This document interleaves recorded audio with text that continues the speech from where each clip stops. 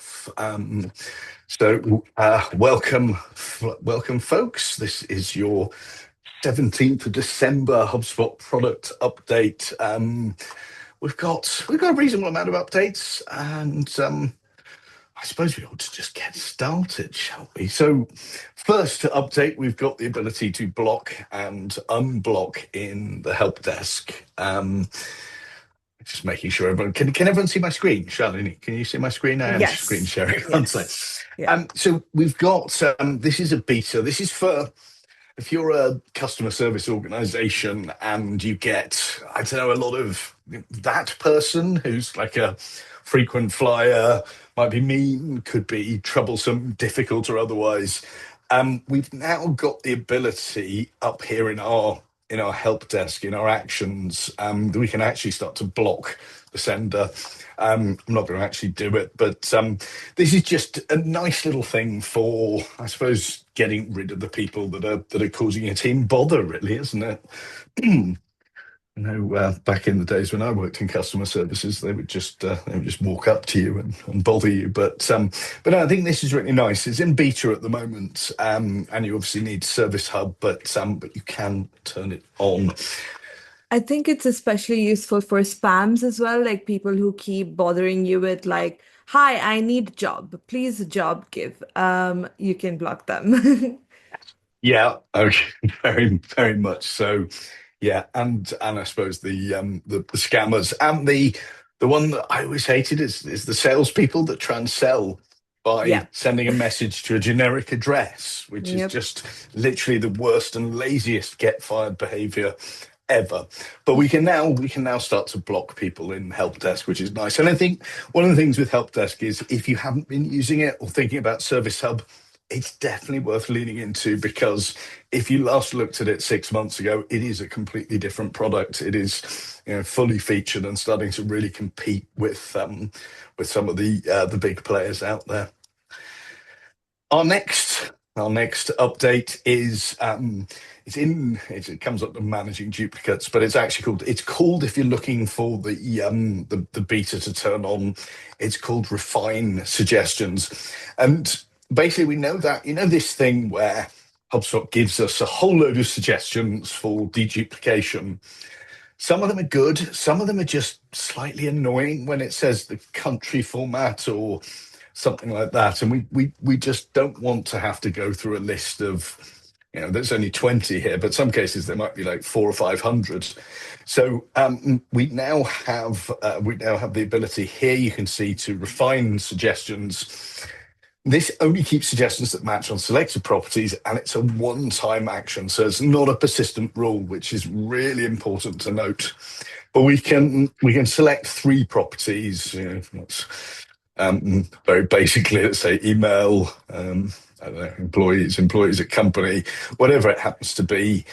We can then re-analyze our duplicates, and based on this new data that we've added, we can reject ones that we know just definitely aren't duplicates. So quite a nice little feature. I know they've taken back the mass automation of deduplication. I'm sure that's going to come back in the new year, and I hope we'll be able to talk about that again. But hopefully the duplicate thing is gradually getting sorted out.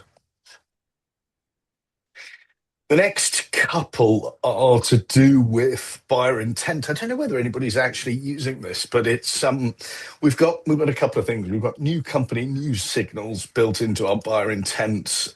This is quite difficult to demo because I'm showing you in a test portal, and we don't really have a lot of particularly useful data here. But we've now got new signals for things like executive hiring, product launches, strategic partnerships, M&A, and interesting growth metrics.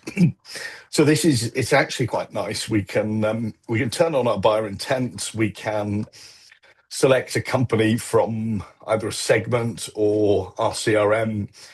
We can track it. We can click track intent signals. It does use HubSpot credits, well worth being aware of that. But I think one of the things that a lot of us aren't doing is actually using any HubSpot credits at all. And I think it's just the fact they are credits and we kind of fear losing them. But I keep seeing HubSpot portals where we kind of get to the end of the month for the credit reset and no credits have been used at all because nobody knows what to do with them. So I'd Mm. encourage you to think about some of these things because intent signals could be really useful for your sales team. We can see that if we were tracking Hilton, they've just expanded and they've grown, and HubSpot have been doing some research. The other update on this is that we've got historic backfill for buyer intent. So in our signals, when we set up a company, it will go back 30 days and look for things that have already happened. So again, nice if it's a nice way to get your sales team excited by saying, we can serve you up people that are interested, that are, we can tell you what they're doing. We'll give you somebody that's just recruited a new head of sales, and that's a signal that for us means, we'd then get in touch with them because we help heads of sales to do things or to solve problems. So that would be our buyer intent. Couple of AI things. So conversation starters. I don't know how many of you using internal assistants. These are. I could go on about internal assistants for days. They're fantastic. For example, we've got our internal FAQ assistant. I fed our culture guide in. I fed our employee handbook in, and now the team can go into HubSpot and they can ask questions like, how many days holiday do I get? How do I use my benefits? Things like that. In this case, I made it unfriendly, but the new thing we've added is this idea of conversation starters. So sometimes people are a bit when interacting with AI. So what we can do is give it some things you can ask. This is an internal FAQ assistant. So how do I avoid being fired? Do I really deserve my holiday? How do I complain about Chris? These things, and I make these assistants, internal assistants, a bit silly, but actually from an adoption point of view, it's quite powerful if it's a bit fun. So, this is an assistant that's reading our employee handbook and checking. So conversation starters, really, really useful. And from assistants which are internal and don't use HubSpot credits to external, which is our customer agent. I think we might have mentioned this before. I've done a few webinars on this one, but the customer agent can now read CRM data. So, if we think about this concept of, some people will call it deflecting, but actually serving customers the info they need nice and quickly, allowing them to not have to sit in a phone queue to do something very basic. And it means we can focus our customer service reps on the people that actually have problems to solve. But within our customer agent, we can now give it access to CRM data. So I might say, try and think, let's just choose any old thing. If we want somebody to update the disk type, we've got a couple of options. We can allow the customer agent to reference, and we can do data protection by matching or verifying the email. So if there's an email match, then it will just ask for your email. If we have to verify, then it will send you an email and you can click on a button and verify. We can give instructions to the agent, and we can also then give it the option to edit. So you could, in this case, go on and say, what disk type do you have for me? And if it's wrong, you can edit it without having to talk to a human. So think about that as it's a creative way to make things a little bit more useful and fast for your team. Next one, I actually had to work out how to turn this on. Charlene will tell you, I was looking around yesterday going, where is it? Where is it? Your HubSpot Sales Chrome extension, which you can obviously download from the Chrome store, and you've got it here. It tells you what's been happening, lots of pop-ups. If your team don't have the Chrome extension, then make sure they get it because it's really useful. You can snooze a lot of things, but in the settings here, you've got extension enablement, and one of the options is you can turn it Oh. on There you go. It took ages, but I It found it. really took us some time to find that. It took some time, but we can enable the extension to be active in different places. We can exclude various things, but once you've turned those settings on, then you'll find I'm on a beautiful, beautiful website. I can then use this is my HubSpot extension. This appears on any website I'm on. And if the company's in my system, then I can view details. I've basically got access to HubSpot from the web. I can see activity and I can see contacts. But now I can add contacts directly from here. So if I find, an email address on here, I can just copy and paste it and add it. So if I'm preparing my prospecting or something like that, then I've got the ability to just create, to add, to update contacts without leaving a website. So, where's I think this about is us?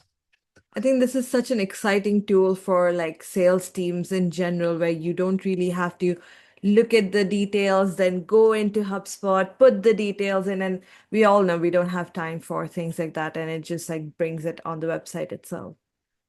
It's just another nice little thing, and it's another nice little way to just help the sales team lean in. Um, The final one from me this week is that we've got fully customizable index page filters. So you'll see across the top here, if you're familiar, I've got my familiar quick filters, but look, I've got one here, favorite food, which I can get rid of as a filter. But I've got here quick filters, and this is a new part of the new fully customizable CRM layer that we can add quick filters. So you can see here, these are the quick filters that are typically there, but I can add them. So if I do want to filter on data first engagement today, there's probably in your CRM, there's probably more stuff that's going on because there's good data in there. But the ability to set up these for your team, the quick filters, or to show them how to do it, again, just adds another layer of customization and helps people lean in.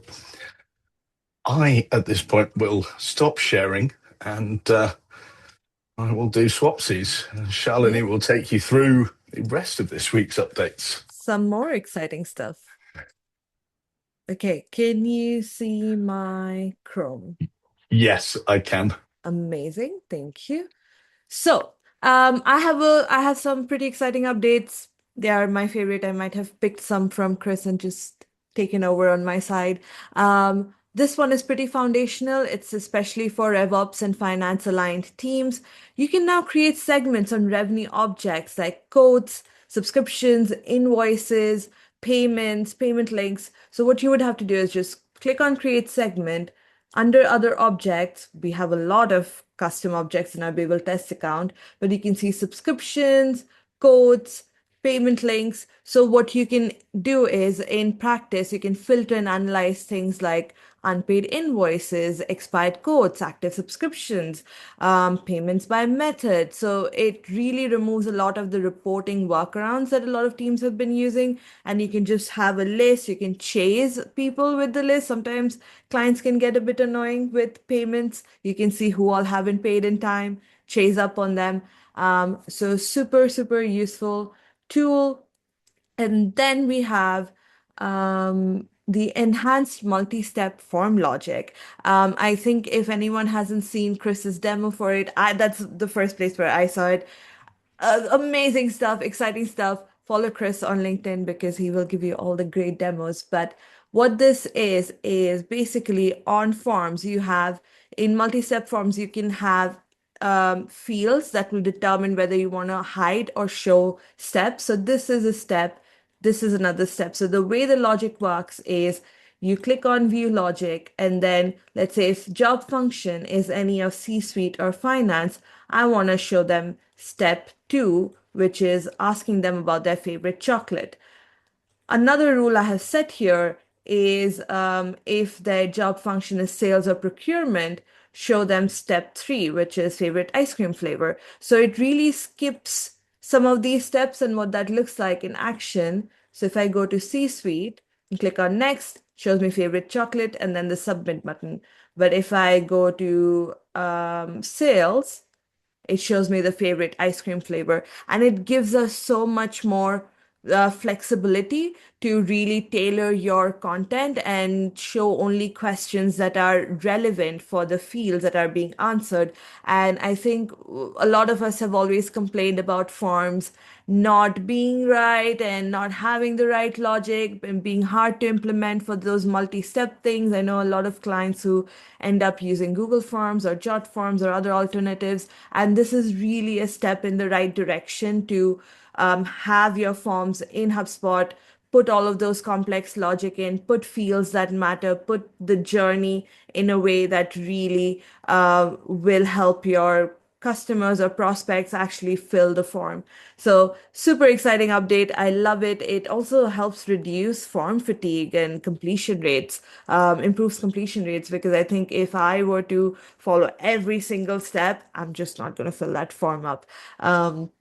So yeah, super exciting stuff. And The whole then, the whole show and hide thing, because I can remember when they added skip and you had to yep, then work out, it was really like, what do we do? But now that you can show and hide, you've got it, exactly. it's just nice. We just want save and return. Exactly. Absolutely. Favorite update. I'm not being biased, but I had to build this out for a client at one point. And like Chris said, doing those, trying to show and hide those different fields, skip steps, it was just really complicated. But this feature, this making it so that you only show the steps you need to, makes things so much easier. Okay, next we have custom views and reports on dashboards. So carrying on from our update 2 weeks ago, where we were talking about reports being more centralized and having more accessibility across the whole reports and dashboards feature, now you can create custom views like you would do on a contact record or a deal record. What this could look like is, let's say I want to create a filtered view of everything that's just owned by me. I'm going to click that, and then I can click on clone, name it. I'm going to make it test report view.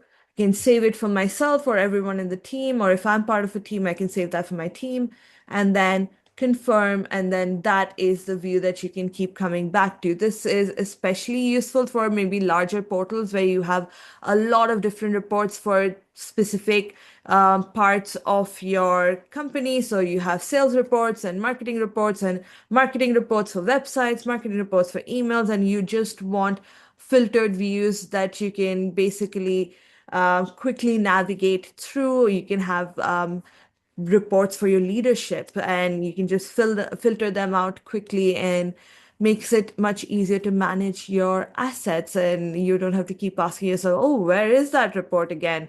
You have these views to help you navigate that.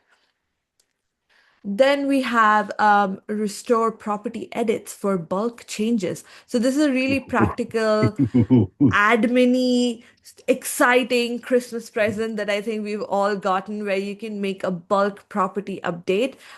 This was a little bit challenging for me to find initially because I was like, oh, where is this? So now if you go to contacts or companies or whichever deal object you're in, you have this option to restore property edits. And what this does is any property edits made through workflows or imports, so mask bulk property edits, you can now restore them.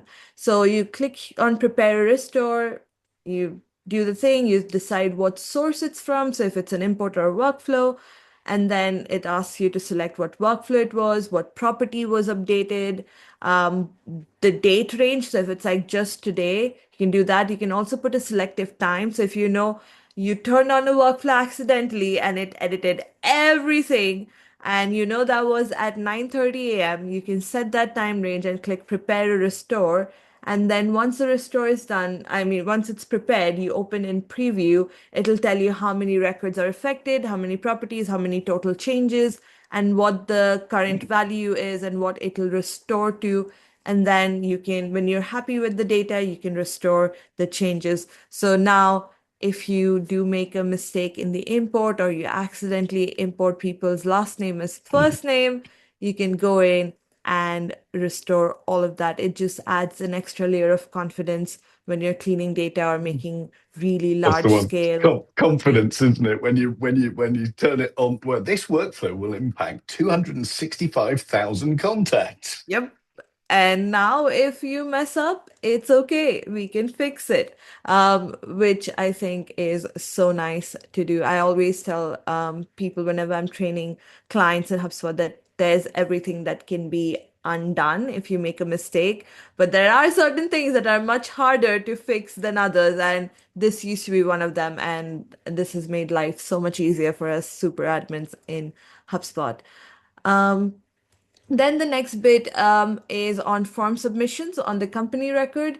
This bit is also quite exciting for people who are more in the B2B side, where you want to see a whole company activity. So when you go to activity, there's something called form submissions that you can view. So this will show you all of your contacts that are associated with the company, all of their form interactions within the company activity. So you don't have to navigate away to individual contacts to see what forms they're filling up, or if they've signed up for this webinar, if they've interacted with some of your content. You can see it all on the company side, and it gives you a bit more visibility for especially sales teams on how your overall company is engaging, the company that you're prospecting is engaging across different content that you might be having and between multiple contact records. So if you, especially if you're in ABM type strategy and you want to see, okay, how many you have like 10 different contacts that you're trying to target within a company, you can easily see, okay, five of them are really engaged and they're filling out these content forms that we have, or these inquiry forms, or these webinar forms. So really gives you that holistic view within your company page. Cool. Next, we have Breeze Assistant. Now it can query your custom event and app event data. So this is also, again, super exciting stuff where you can ask Breeze about your website events. So people coming in, what they're doing, and also if you have apps connected to your HubSpot, being able to track user data. So it gives Breeze Assistant a lot of data-driven insight that just goes beyond your standard CRM properties. So you can ask questions around product usage, feature adoption, events like people coming into the website, clicking a link, interacting with a video, any key actions that you have taken. And this is a bit harder to demo, but what I did was I asked Breeze Assistant, what's the usual time in the day that visitors visit my website in the last 7 days? And it says Babel Quest peak window is 10 to 4 p.m. and some traffic in the early evening, some traffic late night. And it also then gave me a really cool report for people that are coming into the website, what traffic sources they are coming in from. I know a lot of this is already accessible through the reports tool. We can build this, but what I am trying to also amplify here is that you don't have to build a report. A report that might take 5 minutes or 10 minutes to figure out or find, you can now just ask Breeze Assistant and it'll bring out whatever information you need, and it'll analyze your whole website performance to be able to give you that data. I think this is such a huge step forward for just AI and advanced analytics and just, product that really gives you the information you need at the tip of your fingers. Cool. And then the last bit that I have is segment powered knowledge vaults. Now, I didn't even know what knowledge vaults was, which was really surprising because when I looked into it, it made so much sense. So, Okay, so knowledge, yes. teach me, because I was with you and I Yep. decided not to learn because you said you were going to. Exactly. So knowledge vaults. So when you come to Breeze Oh, and you of go to course. knowledge, exactly. So when I looked at it, I was like, so that's what is a knowledge vault. It's basically your context that you give Breeze to then be able to serve you better. Knowledge vaults can be your culture quest, like Chris here has uploaded more FAQ stuff for your team, internal documentation, branding. But now you can add segments to that. So when you go to create a vault, you can name it, you can have description, you can add files, contents, and you can add lists. So if you want, you could probably have an internal knowledge vault for customers and have that as a list. So so your AI assistant can constantly refer to that list, the activity of the people within that list, and then give you very specific tailored insight for the marketing team or the sales team. It helps you just give more targeted information from the AI. So again, super exciting stuff. And I'm I just going to stick my hand up and say that the Yes. reason there are pictures of Chris in there as part of that vault is because I was testing out the functionality where HubSpot can look at an image and describe things. So I asked it to describe me, and it was quite mean. And But then, was it accurate? well, it said I had a shiny head. Um, Well, the light really falls nicely on your head, Chris. thank you so much. Um, so is that it for this week? That is it for this week. So all I would say is if you're not, folks, then do follow our company LinkedIn. We've got Advent postings where we're posting the best content from 2025. So it's basically a really nice sort of distilled lot of really good HubSpot content that's going to hopefully spark off some ideas and help you as you go into the Christmas period and completely forget about everything to do with work. Maybe save some of them for when you get back. Yep, absolutely. And also remember some of the headaches you might have been tackling with this year might not be there next year when all these product updates roll out, and you will not be fighting the same battles, which I think I'm super excited about, especially the forms.